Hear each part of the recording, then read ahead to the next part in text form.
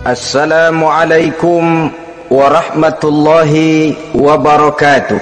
Waalaikumsalam warahmatullahi wabarakatuh. Alhamdulillahil jabbaril qahhar, al-azizil ghaffar, khaliqil jannati wan nar. Wassalatu wassalamu ala sayyidina Muhammadinil Mukhtar wa ala alihi wa ashabihil adhar, amma ba'du. Saudara-saudara kaum muslimin rahimakumullah, pada pertemuan terdahulu di dalam membicarakan tentang hari kiamat, saya sudah menjelaskan bahwa setelah manusia menghadapi pengadilan Qadhi Rabbul Jalil, pada akhirnya terbagilah manusia dalam dua kelompok besar, fariqun fil jannah wa fariqun fis sa'ir. Sekelompok orang masuk ke dalam surga dan segolongan lainnya lagi masuk ke dalam neraka. Maka pada pertemuan kali ini kita akan membicarakan tentang surga dan calon-calon penghuninya. Surga dalam Al-Quran selalu disebut dengan kata-kata jannah, yang wujudnya surga itu sesungguhnya merupakan suatu tempat di akhirat nanti, yang di dalam tempat itulah Allah akan memberikan balasan berupa kenikmatan yang tiada terhingga kepada hamba-hambanya yang soleh, yang bentuk kenikmatan itu dijelaskan Allah dalam hadis qudsinya, a'dadtu li'ibadiyas salihin ma la aynun ra'at wa la uzunun sami'at wa la khatar ala qalbil bashar. Aku sediakan buat hamba-hambaku yang soleh satu kenikmatan yang belum pernah dilihat oleh mata, belum pernah terdengar oleh telinga, dan belum pernah terdetik dalam hati manusia tentang kenikmatan yang semacam itu. Jadi kalaupun dalam banyak ayat-ayat Al-Quran Allah menggambarkan tentang surga yang di bawahnya mengalir sungai-sungai, jangan disamakan dan dibandingkan dengan sungai yang ada di dunia ini. Kalau surga bercerita tentang pohon dengan segala buah-buahnya, jangan samakan dengan pohon dan segala buah-buahan yang ada di dunia ini. Kalau surga bercerita tentang istana, tentang tempat tidur, tentang permadani dan sebagainya, seluruhnya tidak sama dan tidak bisa disamakan atau dibayangkan dengan yang kita hadapi dalam kehidupan di dunia ini. Di sanalah manusia akan menemukan kehidupan yang hakiki, yang sebenar-benarnya, yang tidak akan pernah berubah untuk selama-lamanya. Adapun kehidupan di dunia ini, boleh saja kita katakan kehidupan yang kamuflase, fata morgana, atau dalam bahasa agama sering disebut dengan kehidupan khayali. Ia berubah, ia bertukar, ia berganti oleh pergeseran masa dan pertukaran waktu. Kita jadi orang kaya di dunia, bagaimanapun kayanya kita, kekayaan itu tidak lain adalah kekayaan khayali namanya. Hari ini dia kaya, besok dia boleh jatuh bangkrut. Tengoklah orang-orang kaya di dunia ini, yang tidak cuma sekedar memperkaya diri untuk dirinya sendiri saja, tapi kadang-kadang sudah mempersiapkan untuk anak-anaknya, untuk cucu-cucunya, untuk iparnya, untuk besannya, pendeknya untuk seluruh keluarganya. Tidak cukup harta cuma untuk 1, 2, 3 bahkan sampai 7 keturunan. Tidak cukup dengan uang miliaran malah triliunan.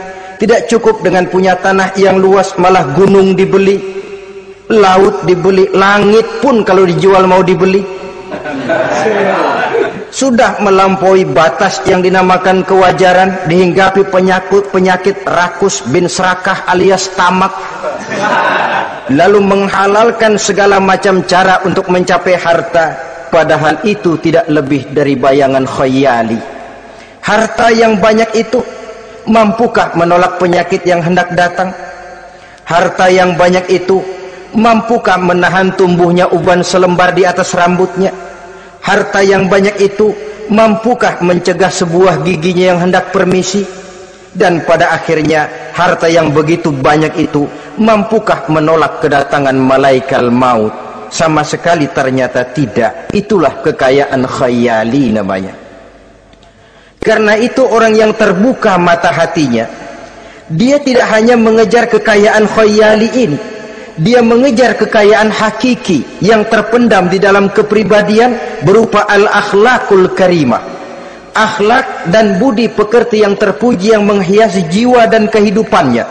Ada sifat sabarnya, ada sifat syukurnya, ada sifat qanaahnya, dan segala macam akhlak yang terpuji. Itulah kekayaan jiwa yang tidak bisa dinilai dengan materi. Kita punya pangkat, jabatan, kedudukan tinggi, pangkat apapun di dunia ini sesungguhnya tidak lebih dari pangkat khayali. Buktinya bahwa dia pangkat khayali, pangkat di dunia ini selalu ada bekasnya. Saudara kenal ada bekas camat? Ada? Ada bekas lurah, ada bekas gubernur, ada bekas menteri, ada bekas presiden. Hari ini dia lurah, besok bekas lurah. Hari ini dia camat, besok bekas camat. Hari ini dia menteri, besok bekas menteri. Pangkat khayali.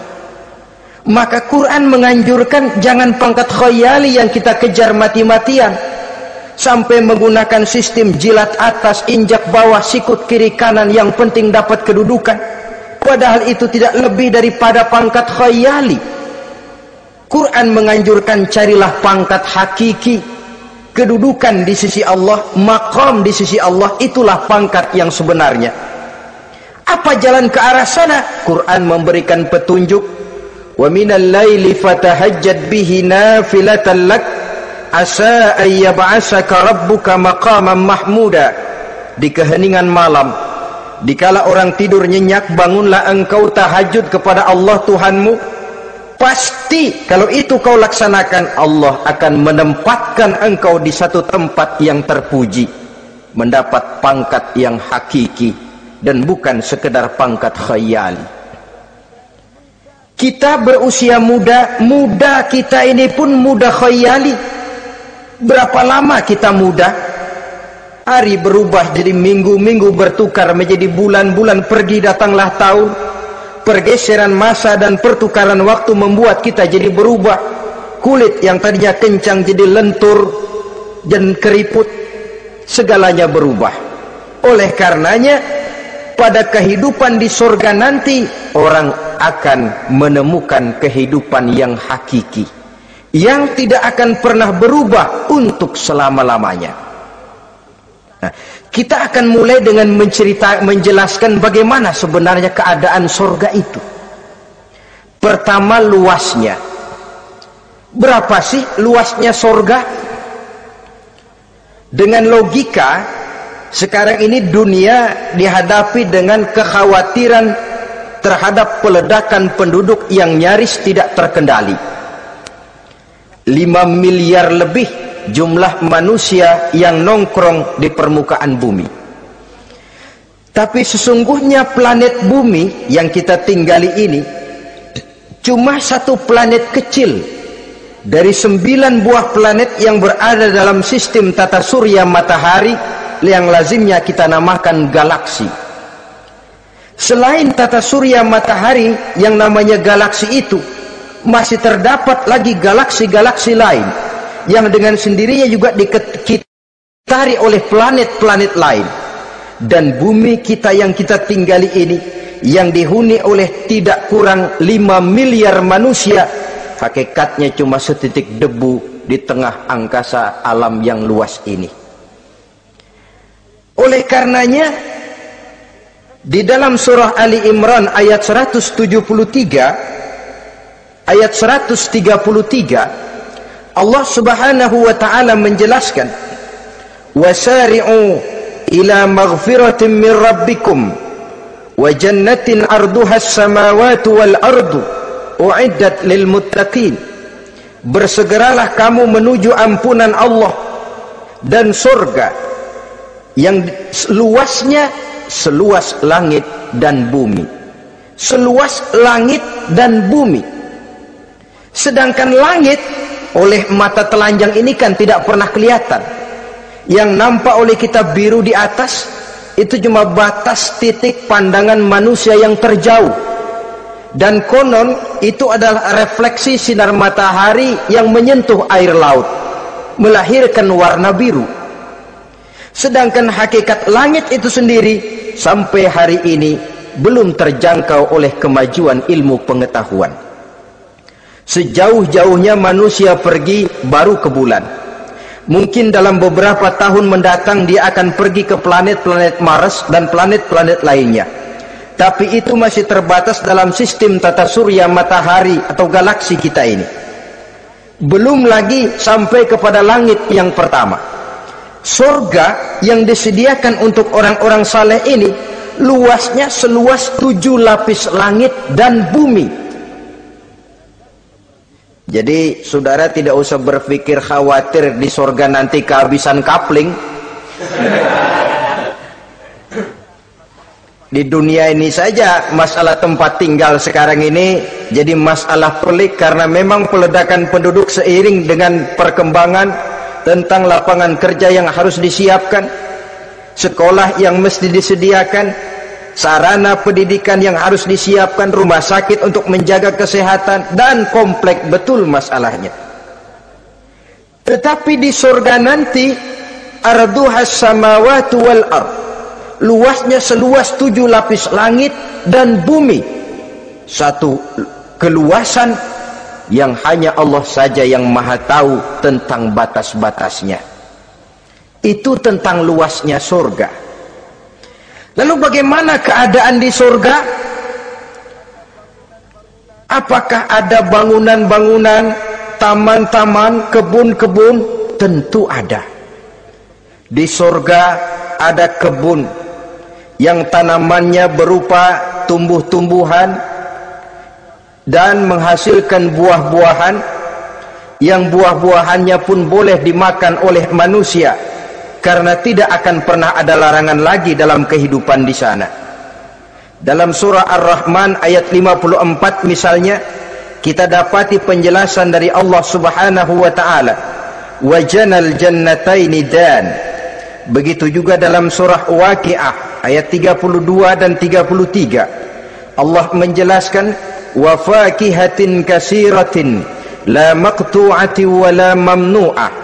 Dan di dalam surga itu terdapat buah-buahan yang sangat banyak sekali, yang tidak pernah putus-putusnya, wala mamnu'ah, dan tidak dilarang untuk mengambilnya. Yang dimaksud la maqtu'ah, tidak terputus, artinya buah-buahan di surga itu begitu kita petik keluar lagi gantinya, dipetik lagi keluar lagi gantinya. La maqtu'ah, tidak pernah putus. Lainkan pohon di dunia ini hari kita petik keluar lagi kapan? Musim tahun depan, nungguin kita. La maqtu'ah, tidak pernah terputus buah-buahan itu, wala mamnu'ah, dan tidak terlarang untuk memetiknya. Adakah pohon pisang? Pohon pisang ada. Anggur banyak. Delima pun ada.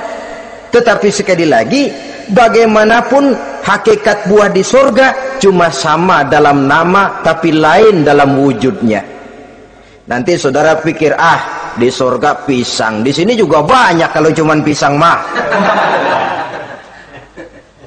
Di surga anggur, di pasar banyak anggur. Ini cuma nama yang sama, hakikatnya tentu berbeda. So kalau hakikatnya juga sama, ya nggak usah sampai ke akhirat, di sini pun cukup. Adanya nama-nama ini cuma untuk memberikan gambaran tentang buah-buah yang ranum, yang nikmat, yang lezat, dan yang digemari oleh manusia. Dan jangan heran kalau di dunia ini biasanya pohon itu akarnya di bawah, buahnya yang di atas. Maka di surga nanti terbalik pohon itu, akarnya yang di atas, buahnya yang ke bawah. Sehingga orang nggak perlu tangga, Dan ngambil buah tinggal metik saja, nggak perlu naik, nggak perlu manjat, nggak perlu bersusah payah. Saudara-saudara kaum muslimin rahimakumullah. Kemudian bangunannya bagaimana? Surga itu pun bertingkat.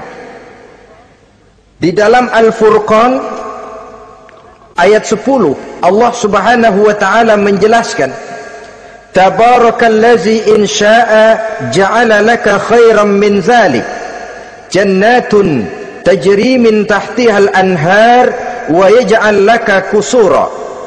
Maha suci Allah yang apabila ia menghendaki dijadikannya untuk kamu yang lebih baik daripada kehidupan dunia ini, yaitu surga yang di bawahnya mengalir sungai-sungai, dan dibangunkannya untuk kamu istana-istana di dalam surga. Jadi bangunan di surga pun berbeda sesuai dengan amalan orang yang masuk ke dalamnya. Seperti halnya perumahan di dunia ini, ada yang masuk kelas pondok indah, ada juga yang masuk kelas pondok pindah. Itu kan tidak sama itu. Ada pondok indah, ada pondok pindah. Sudah pondok pindah lagi. Kenapa bisa berbeda begitu? Ya tergantung kekuatan ekonominya. Makin tinggi nilai kekuatan ekonominya, makin mampu dia mendirikan istana di dunia. Tapi di surga nanti yang bikin mampu bukan ekonomi. Yang bikin mampu adalah amalan pada waktu hidup di dunia. Makin banyak amalnya, dengan sendirinya makin baguslah istananya di surga. Tetapi yang namanya surga dapat empernya juga sudah lumayan betul itu. Seemper-empernya surga masih jauh lebih baik daripada sebagus-bagus istana di dunia ini. Taj Mahal, bangunan yang mengagumkan. Istana Raja Persia, bangunan yang menggiurkan. Sehebat-hebatnya istana dunia, masih jauh lebih mending empernya surga. Konon ya, menurut satu riwayat, baunya surga itu sudah bisa dicium 40 tahun perjalanan. Menurut riwayat lain 500 tahun perjalanan. Menurut riwayat satu lagi 70 tahun perjalanan. Baunya surga sudah dapat dicium oleh manusia. Saudara-saudara kaum muslimin rahimakumullah. Nah, di dalam bangunan-bangunan surga itu, seperti halnya terdapatlah kamar-kamar ghuraf dalam istilah Quran itu, yang juga berisi divan, ranjang, tempat-tempat tidur yang indah-indah, dilengkapi dengan kasur-kasur yang tebal dan empuk, bantal dan permadani yang daripadanya bertahtakan emas. Terulah tempat tidur paling menggiurkan kita zaman sekarang ini yang namanya Dunlopillow atau Alga Spring Bed. Sejauh itu bayangan kita menggambarkan masih belum apa-apanya ketimbang tempat tidur yang ada di surga itu nanti. Saudara-saudara kaum muslimin, apakah juga penduduk surga makan, minum, memakai pakaian? Iya. Mereka akan beroleh gelas, piala, kendi, cerek, dan piring-piring yang terbuat dari emas dan perak. Tentu tidak usah gambarkan lagi macam emas dan perak di dunia. Emas dan peraknya akhirat, saudara-saudara.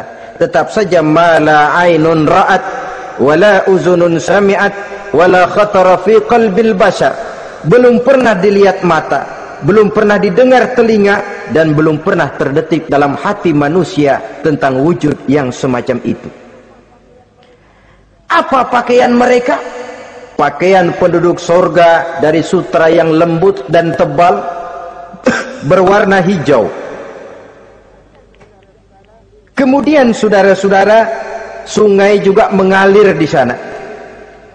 Mata airnya antara lain berwarna jernih, ada yang air susu, ada yang sungai madu, ada yang khamar atau sungai arak, dan penduduk surga boleh meminumnya. Tidak ada larangan sama sekali. Timbul pikiran konyol, kalau di surga orang pada minum arak, apa banyak yang teler di surga? Ya tentu tidak. Sebab di sana saya katakan tadi kehidupan yang hakiki, segalanya diperbolehkan, segalanya dipersilahkan. Nah, lalu untuk masuk ke surga itu apa melalui pintu? Memang melalui berbagai macam pintu. Dan ada pintu-pintu khusus yang tidak boleh dimasuki orang lain. Sayyidina Abu Bakar Siddiq radhiyallahu an pernah bertanya tentang hal itu kepada baginda Nabi. Ya Rasul, apakah di surga ada pintu-pintu khusus? Ada, Abu Bakar. Ada di dalam surga itu pintu yang namanya Rayyan. Tidak boleh masuk ke pintu itu melainkan orang-orang yang puasa. Orang-orang yang rajin puasa, mereka akan masuk ke surga melalui satu pintu yang dinamakan Babur Rayyan atau pintu Rayyan. Ada pintu jihad, yang masuk lewat itu hanya mereka orang-orang yang waktu di dunia sepanjang hidupnya berisi jihad, menegakkan dan meninggikan kalimat Allah. Ada Babus Shadaqah, pintu yang hanya boleh dilewati oleh orang-orang yang rajin bersedekah, ringan tangan dalam memberikan bantuan kepada orang-orang yang memang memerlukannya. Dan setiap orang melalui pintu yang sesuai dengan amalannya masing-masing. Ketika itu Abu Bakar bertanya, ya Rasul, apa ada orang yang dipanggil dari tiap pintu? Tiap pintu manggil dia. Kata Nabi, ada Abu Bakar, dan saya doakan kau masuk salah satu di antara orang yang dipanggil dari tiap pintu. Ini orang multi komplek ini. Puasa, dia ahli puasa. Soal jihad, sepanjang hidupnya dia jihad. Sedekah memang tangannya pemurah. Tahajud memang tiap malam. Sementara itu akhlaknya luhur. Tiap pintu manggil dia. Dalam hadis ada juga perempuan yang bernasib baik. Dijelaskan oleh Nabi, iza sallatil mar'atu khamsaha wa shamat syahraha wa hafizat farjaha wa ata'at zawjaha qila laha udkhuli min ayyi abwabil jannati syi'ti. Apabila seorang perempuan dia kerjakan solat yang 5 waktu, dia puasa di bulan Ramadan, dia jaga kehormatan dirinya, kemudian dia taat kepada suaminya, di akhirat nanti dikatakan kepada perempuan tadi, wahai perempuan, udkhuli min ayyi abwabil jannati syi'ti, masuklah kamu ke dalam surga dari pintu mana saja yang kamu mau. Disuruh pilih, saudara-saudara. Lah kalau kita waktu di dunia ini tidak ada keistimewaan amal, bingung mau masuk pintu mana. Ramadan puasanya kayak gendang. Depan doang sama belakang, penutupan sama pembukaan, peserta kehormatan. Tengah-tengahnya kosong.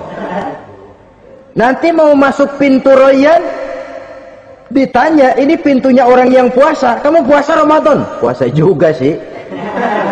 Puasa juga sih bagaimana? Iya, pembukaan sama penutupan. Tengahnya kosong, nggak bisa lewat pintu sini, cari pintu lain saja. Mau masuk kita lewat pintu jihad, ditanya lagi, kamu lewat sini apa merasa pernah berjuang membela agama waktu di dunia? Mau lewat pintu solat, apa kau termasuk orang yang konsekuen menjaga solat? Bersyukurlah kita kalau tiap pintu memanggil. Kalau tidak, adalah salah satu amal kita yang menunjukkan keistimewaan kita. Karena itu beramal nggak perlu banyak, yang penting rutinnya, istiqomahnya. Ahabbul a'mali indallah adwamuha wa in qalla. Amalan yang paling dicintai Allah yang dikerjakan secara tuntas walaupun tidak banyak. Saudara baca ayat Quran nggak banyak, satu malam cuma 3 ayat, tapi rutin tiap malam 3 ayat, tiap malam 3 ayat. Itu lebih dicintai Allah daripada sekali ngaji 1 juz, terus 3 bulan nggak ngaji-ngaji. Lebih baik yang sedikit-sedikit ini tapi rutin, dia akan menjelma menjadi amalan yang banyak daripada sekalinya banyak lalu ke belakangnya malah tidak ada sama sekali. Hendaknya ada amalan-amalan kita yang menunjukkan keistimewaan dan kelak akan menjadi pintu yang kita tempuh di surga nanti. Apabila kita sudah melalui pintu-pintu surga itu dan tinggal di dalamnya, dengan pakaian, dengan perhiasan, dengan makanan dan minuman sebagai yang saya sebutkan tadi, maka kita pun dalam kehidupan di sana akan dilayani oleh pelayan-pelayan muda. Yatufu alaihim wildanun mukhalladun. Pelayan-pelayan yang muda itu keliling melayani apa keperluannya dan tidak pernah tua pelayan itu, sebagaimana kita pun tidak akan pernah tua. Pendeknya sudah jadi king of king di surga itu, jadi raja di raja. Fasilitas serba cukup, apa yang kita mau tersedia, tidak ada larangan, dan pelayan seperlunya diberikan kepada kita. Nah, bagaimana keadaan penduduk surga?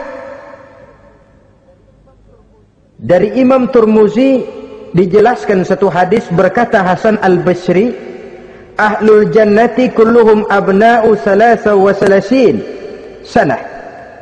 Mereka rata-rata orang-orang muda penduduk surga itu. Umurnya tidak lebih 33. Ya, muda-mudanya, cakep-cakepnya, ganteng-gantengnya. Pantas kalau satu hari ada perempuan tua menghadap Rasul, ya Rasul, saya ahli ibadah, saya beriman kepada Allah, saya cinta kepada Islam, apakah saya akan masuk surga ya Rasul? Nabi senyum, enggak bu, nenek-nenek enggak masuk surga. Itu perempuan nangis sejadi-jadinya. Ya Rasul, kalau gitu sia-sia tahajud saya, sia-sia puasa saya, sia-sia segala macam ibadah saya. Nenek-nenek enggak masuk surga ya Rasul, sayang benar segalanya ini. Rasul kemudian menghampiri perempuan tadi, bu, kalau yang ibu bilang itu benar, ibu masuk surga. Cuman di sana ibu balik muda lagi, kulit nggak kempot kayak begitu, rambut nggak putih macam begitu. Ibu nanti di surga bakal jadi muda lagi. Salasa wa salasin, umur 33 tahun. Rata-rata seluruh penduduk surga umurnya begitu. Tidak ada yang tua, tidak ada yang anak-anak, tidak ada yang remaja, rata-rata segitu.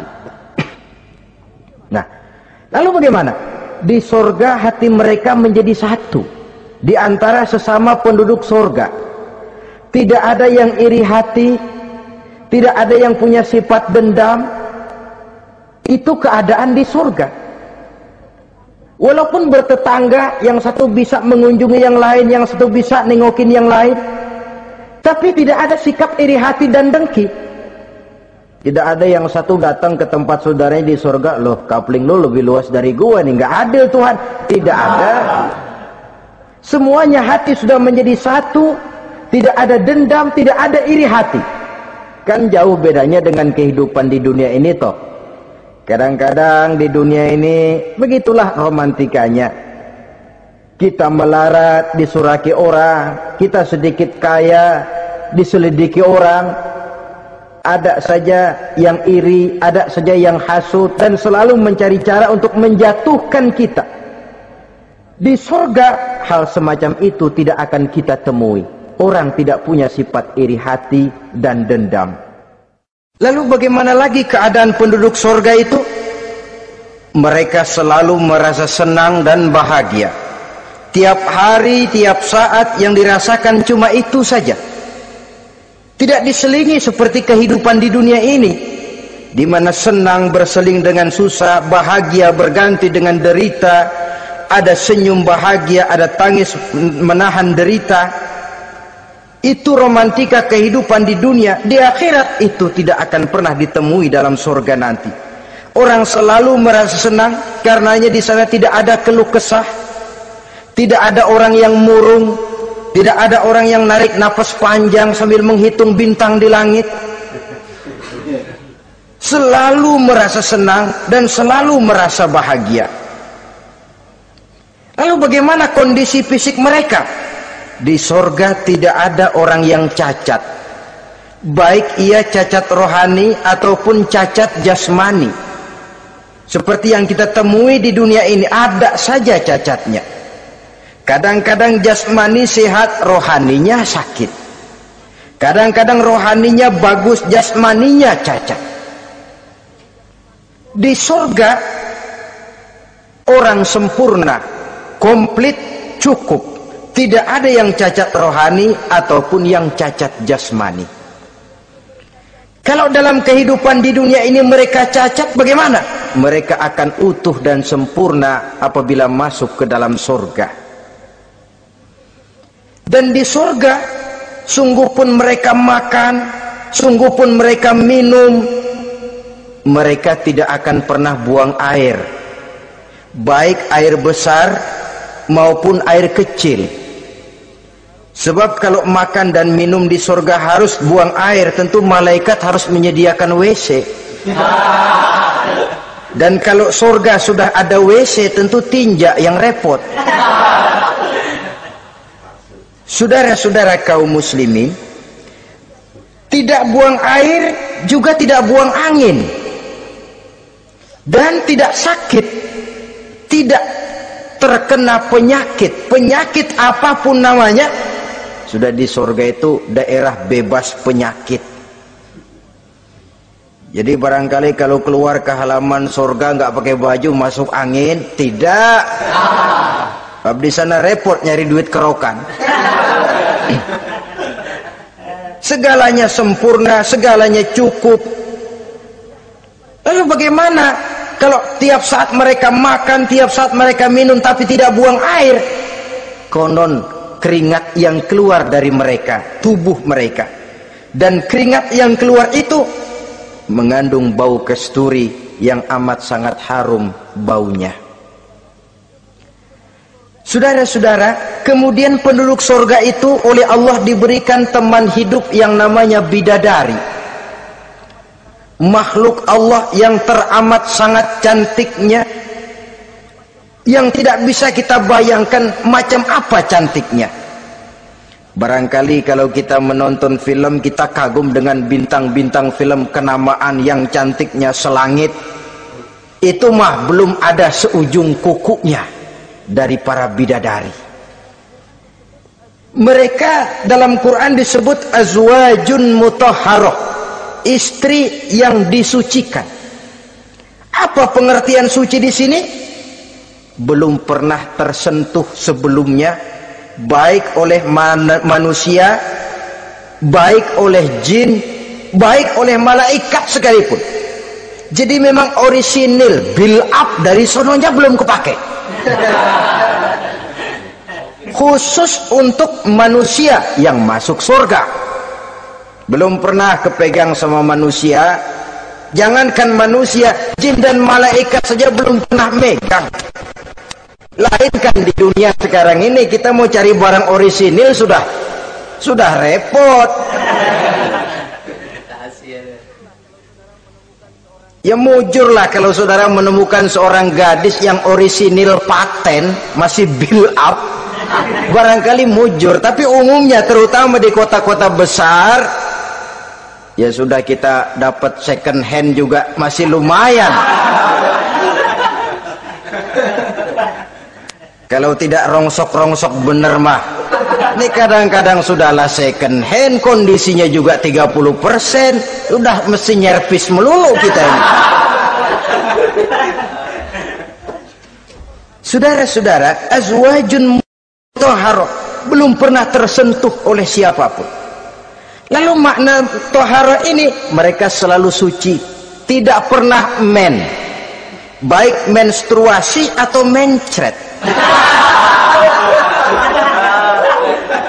Tidak pernah. Dan kalau perempuan kita, istri-istri kita di dunia ini kan 1 minggu dalam sebulan terkena dapat fasilitas dia untuk tidak sholat, untuk tidak ibadah, masa haid itu. Perempuan di surga yang namanya bidadari tidak akan pernah mengalami haid. Lalu apalagi keistimewaannya? Selalu perawan, tidak pernah janda. Walaupun tiap hari dipakai, habis dipakai perawan lagi. Saudara-saudara yang saya hormati, itu diperuntukkan untuk penduduk-penduduk surga. Loh, itu laki-laki itu. Iya, kalau perempuan bagaimana? Satu riwayat menjelaskan mereka akan menjadi ratu di surga. dengan segala kenikmatan yang juga tidak pernah mereka bayangkan sebelumnya. Riwayat lain menjelaskan bahwa mereka juga akan berkumpul dengan suami, istri dan anak-anaknya jikalau mereka memang orang-orang soleh. Ada juga riwayat lemah menjelaskan bahwa mereka akan mendapat bidadara istilahnya. Saudara-saudara kaum muslimin rahimakumullah, pendeknya surga dan seluruh kenikmatan yang ada di dalamnya tidak pernah mata melihat, belum pernah telinga mendengar, belum pernah terdetik dalam hati manusia. Oh, di surga begini kali ya. Berbeda dengan itu. Oh, bidadari begini kali ya. Kalau masih begini kali ya, masih bisa dibayangin. Ini sudah nggak bisa dibayangin. Jadi nggak usah begini ya begitu ya. Saudara-saudara, apabila orang sudah masuk ke dalam surga, bertemu dengan sesama teman waktu di dunia, surah At-Tur menjelaskan ayat 25-26, wa aqbala ba'duhum ala ba'di yatasaalun qalu inna kunna qablu fi ahlina musfikin famanna Allahu alaina wa waqana azabas samum. Apabila mereka telah masuk ke dalam surga, sebagian yang lain berkunjung kepada sebagian yang lain. Cara kita belah sono, ini teman kita dulu waktu di dunia, yuk samperin yuk. Ba'duhum ala ba'di yatasaalun, saling tanya menanya. Kalau istilah kita, sampai juga kemari? Iya. Saya waktu di dunia dulu sebenarnya sudah khawatir takut mendapat azabnya Allah, tapi Allah memberikan karunia kepada saya diselamatkan dari azab, dari mara bahaya neraka, sampailah saya ke dalam surga ini. Alhamdulillah. Bagaimana kabarnya ente? Alhamdulillah saya juga sampai ke surga ini. Si fulan bagaimana? Nyangkut kali dia mah di neraka. Yatasaalun, saling tanya menanya hal ihwal dan keadaan mereka. Tapi satu hal yang jelas saudara-saudara, di surga nanti itu tidak ada perkataan yang sia-sia, tidak ada ucapan kotor, tidak ada omongan keji, dan tidak ada omongan kosong. Tidak ada omongan yang sia-sia, ucapan-ucapan yang kotor, mencaci maki, itu tidak ada. Karena sifat marah pun tidak ada dalam surga.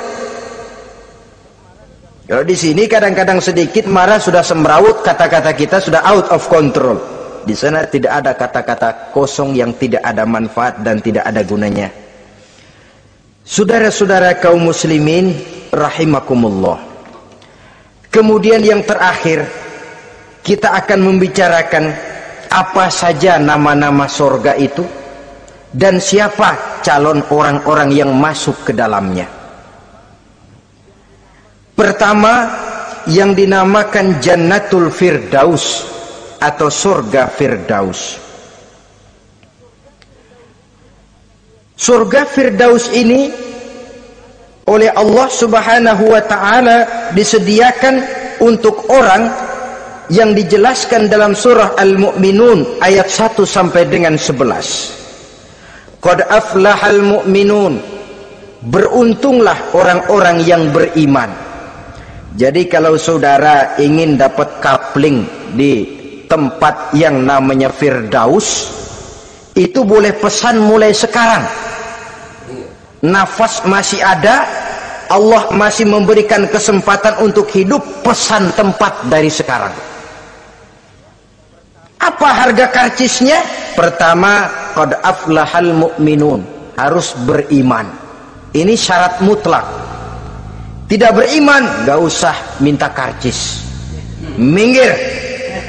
Ini karcis pertama harus untuk orang yang beriman. Setelah itu yang kedua apa?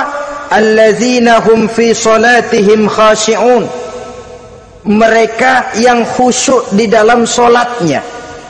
Jadi untuk mendapat tiket ke surga Firdaus itu, setelah beriman khusyuk di dalam solat. Artinya khusyuk tarkul ghair li ajlil amal, meninggalkan yang lain dan hanya memfokuskan diri kepada satu pekerjaan yang sedang dihadapi. Kalau kita makan sambil ngobrol, itu namanya makannya nggak khusyuk, sebab ada sambil ngobrolnya. Nah, sholat yang khusyuk, sholat yang di dalamnya tidak berisi yang lain kecuali sholat itu, meninggalkan yang lain dan hanya memfokuskan diri saja untuk melaksanakan suatu amalan. Dan sholat khusyuk itu berat.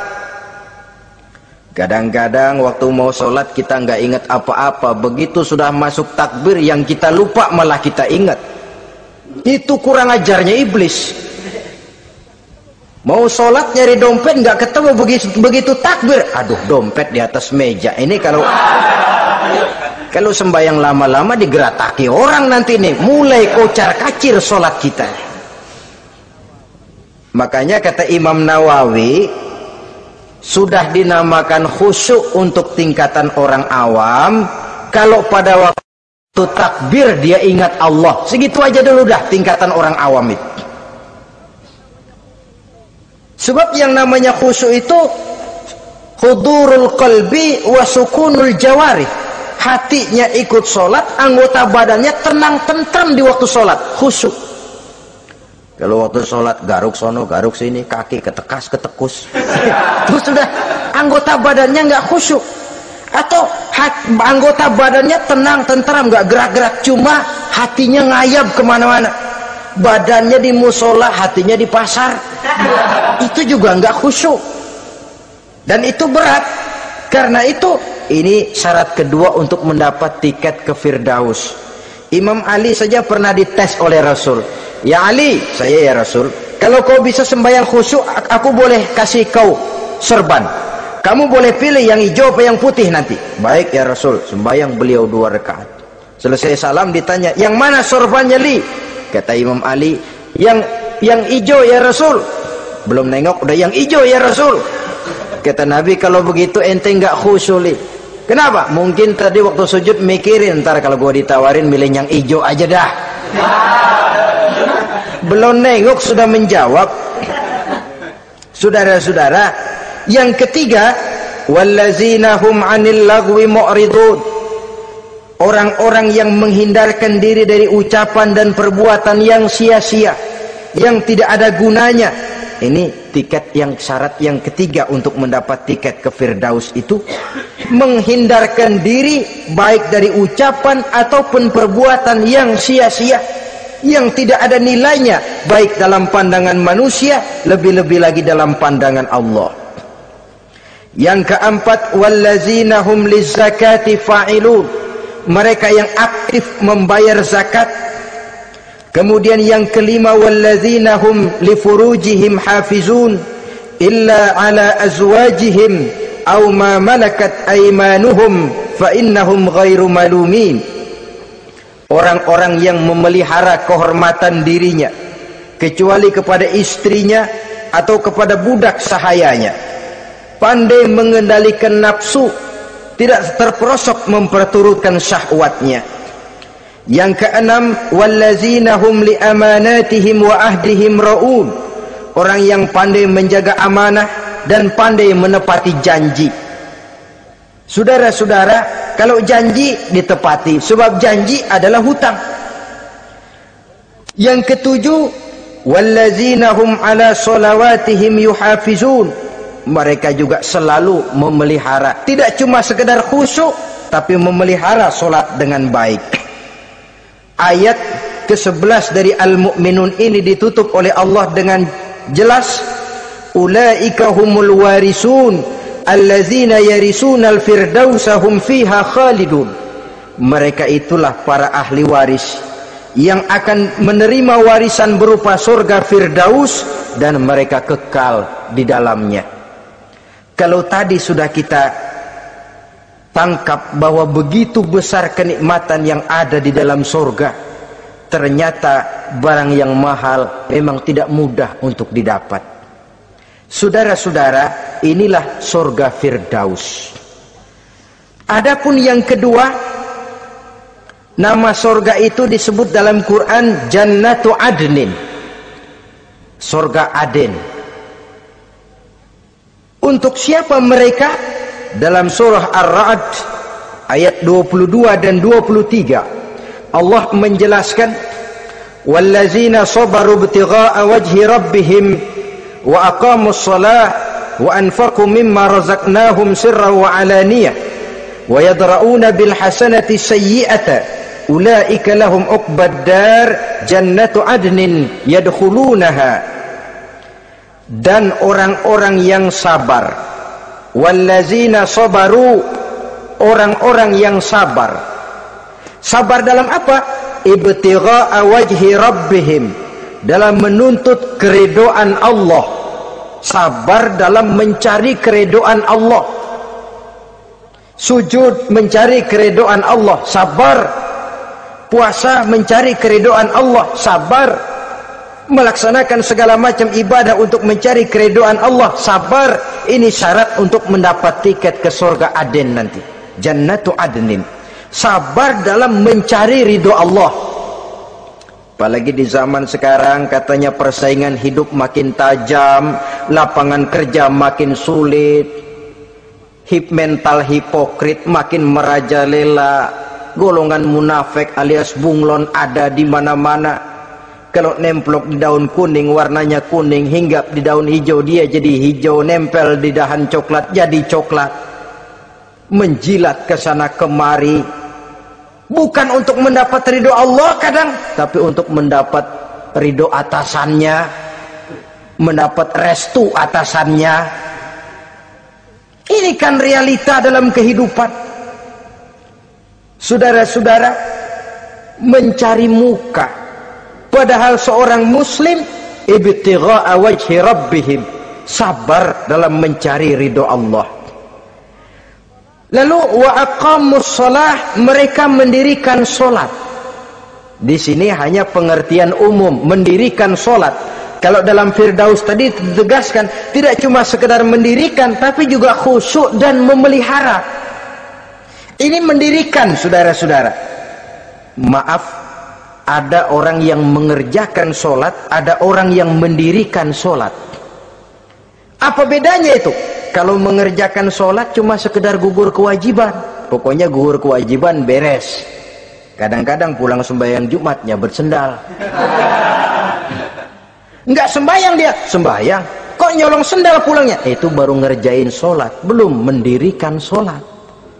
Kalau mendirikan sholat, selesai sholat, ajaran sholat diterjemahkan dalam kehidupan. Itu mendirikan namanya. Ada istimror, kontinuitas alias kesinambungan. Selesai sholat, akhlak sholat, ajaran sholat diterjemahkan di luar sholat. Itu makna aqamus sholah. Apalagi syarat yang ketiga untuk mendapat tiket ke surga Aden ini, wa anfaqu mimma razaqnahum sirran wa alaniyah, menginfakkan, membelanjakan di jalan Allah rezeki yang diberikan kepada mereka, baik terang-terangan maupun sembunyi-sembunyi. Maka sedekah itu terang-terangan baik, sembunyi-sembunyi juga baik kalau niatnya ikhlas karena Allah. Terang-terangan baik, kenapa? Untuk merangsang orang lain supaya berbuat seperti kita, bukan untuk dipuji, bukan untuk mendapat ria.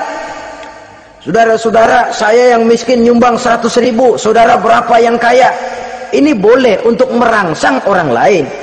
Tapi kalau untuk ria, itu tentu dilarang oleh agama. Terang-terangan boleh, sembunyi juga boleh, bahkan itu yang dianjurkan oleh Nabi. Tangan kiri tidak tahu apa yang diberikan oleh tangan kanannya. Saudara-saudara, lalu yang keempat, wa yadra'una bil hasanati sayyi'ata, mereka menolak kejahatan dengan kebaikan. Dia hanya tidak berteriak-teriak tentang kemiskinan, tapi melakukan usaha bagaimana mengatasi kemiskinan. Dia tidak hanya berteriak dengan mengemukakan berbagai macam kemunkaran, tapi mengimbanginya dengan menanamkan segala macam kebajikan.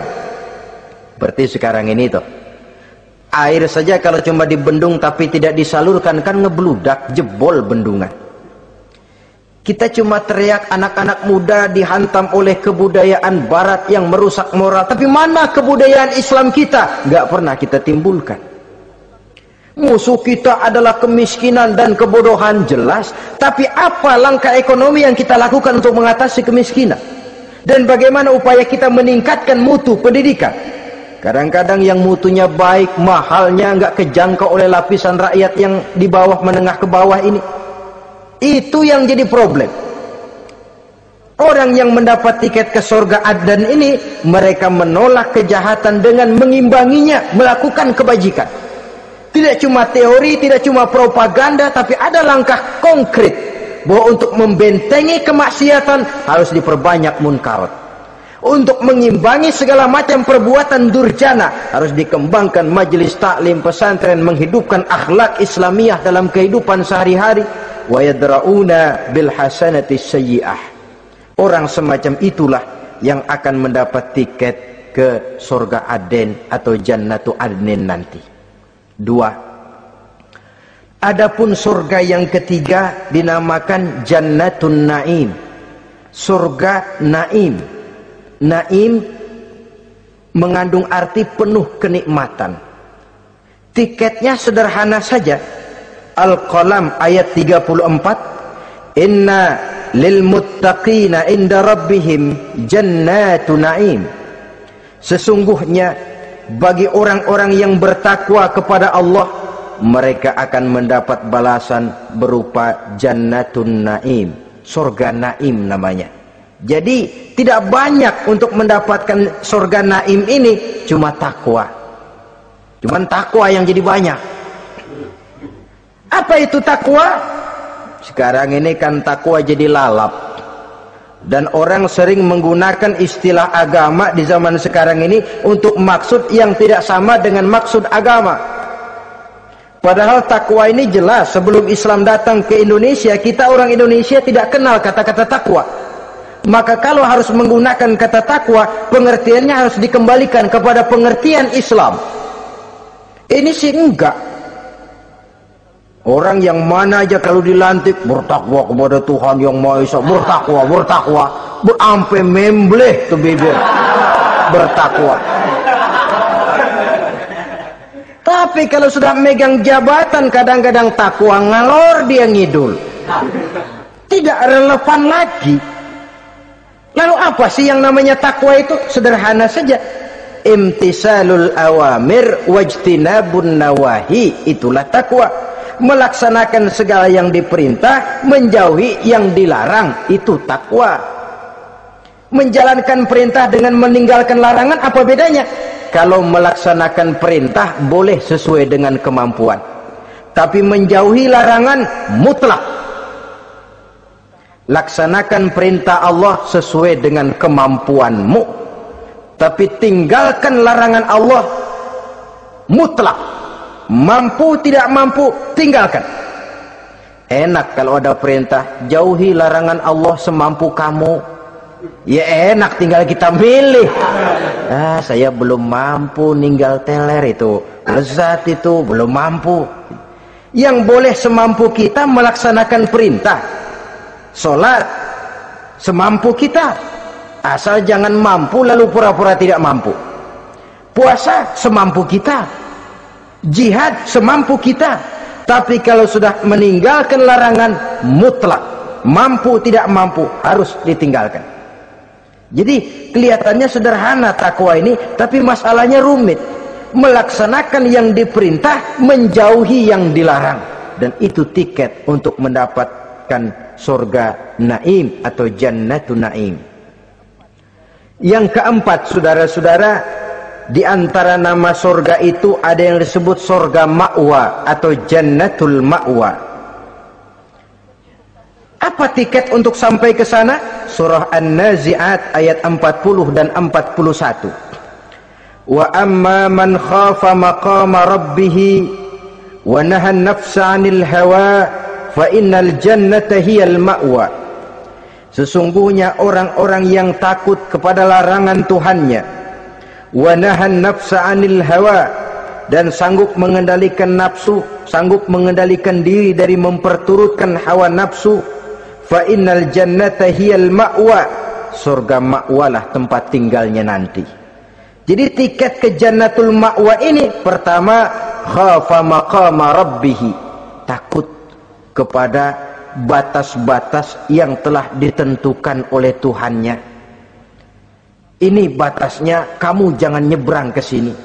Ini batas yang halal, ini yang haram, ini yang hak, ini yang batil, ini yang ma'ruf, ini yang munkar. Orang yang ingin mendapat tiket ke ma'wa, dia takut batas-batas itu. Lalu sanggup mengendalikan diri, tidak sampai memperturutkan hawa nafsunya. Itu tiket ke surga ma'wa. Yang kelima dinamakan surga Darussalam atau Jannah Darussalam. Dijelaskan dalam Al-An'am ayat 126 dan 127. Wa hadza sirata rabbika mustaqima wa qad fassalna al-ayati liqaumin yatazakkarun lahum darussalam inda rabbihim wa huwa waliyuhum bima kanu ya'malun. Inilah jalan Tuhanmu yang lurus. Telah kami pisahkan ayat-ayat kami bagi kaum yang mau berfikir. Jadi kelihatan di sini untuk mendapat tiket ke Darussalam, istiqomah mengikuti jalan lurus, istiqomah berpegang kepada Islam, dan pandai membedakan apa yang memang oleh Allah sudah dibedakan antara yang hak dan batil, antara yang benar dan salah, dan selalu ingat kepada ayat-ayat Allah. Itu surga Darussalam. Yang keenam dinamakan Darul Muqamah. Siapa penghuninya? Surah Fatir ayat 34-35. Wa qalu alhamdulillahillazi azhaba 'anna al-hazan inna rabbana laghafurun syakur allazi ahallana darul muqamah min fadlihi la yamassuna fiha nasabun wa la yamassuna fiha lughub. Yaitu orang-orang yang senantiasa bertahmid, memuji kebesaran Allah Subhanahu wa ta'ala. Mereka akan mendapatkan Darul Muqamah.